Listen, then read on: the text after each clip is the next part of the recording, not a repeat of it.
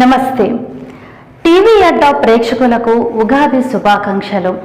ఇది వికారినామ సంవత్సరం, అంటే ప్రభవ నుండి అక్షయ వరకు ఉన్న తెలుగు సంవత్సరాలలో ఈ వికారినామ సంవత్సరం 33వది.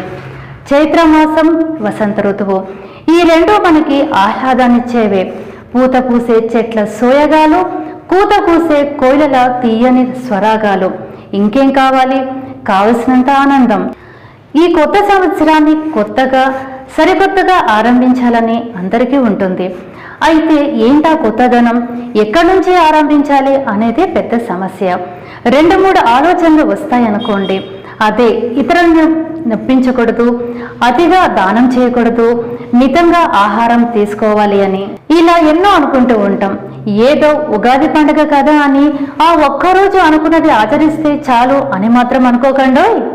ఎందుకంటే మంచి నిర్ణయాలను త్రికరణ శుద్ధిగా కొనసాగించడానికే కదండి మనం ఈ ఉగాది పండుగను ఇంత ఉత్సాహంగా, మరింత ఉల్లాసంగా, ఇంకెంతో సంతోషంగా జరుపుకుంటున్నాం.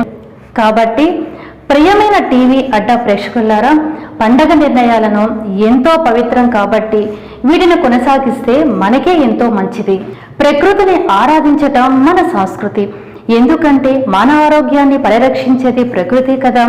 ఇక ఉగాది పచ్చడి తీపి, పులుపు, ఉప్పు, కారం, చేదు, వగరు, ఇలా 6 రుచులతో కూడినదే ఈ మిశ్రమం. మనిషి జీవనం ఈ 6 రుచులలాగా విభిన్న మిశ్రమం. దీన్ని సంకేతపరుస్తూ ఈ ఉగాది పచ్చడి సేవనం అనే ఆచారం అమలు పరుస్తున్నాం. దీంతో పాటు రుచికరమైన పిండి వంటలు చేసుకొని బంధుమిత్రులను ఆహ్వానించుకుంటున్నాం. ఇది కలివిడితనాన్ని పెంచుతుంది. ఇదే మనకి ఎంతో శక్తినిస్తుంది, ఆత్మవిశ్వాసాన్ని కూడా అందిస్తుంది. ఉగాది పండుగలో పంచాంగ శ్రవణం ఒక ముఖ్యమైన భాగం.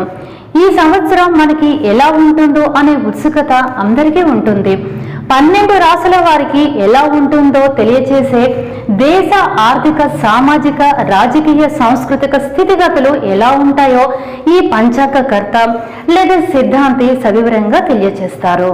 ఈ వికారినామ సంవత్సరం అందరికీ ఆయురారోగ్య, ఐశ్వర్యాలు అందించాలని మరొకసారి ఉగాది శుభాకాంక్షలతో మీ టీవీ అడ్డా. నమస్కారం.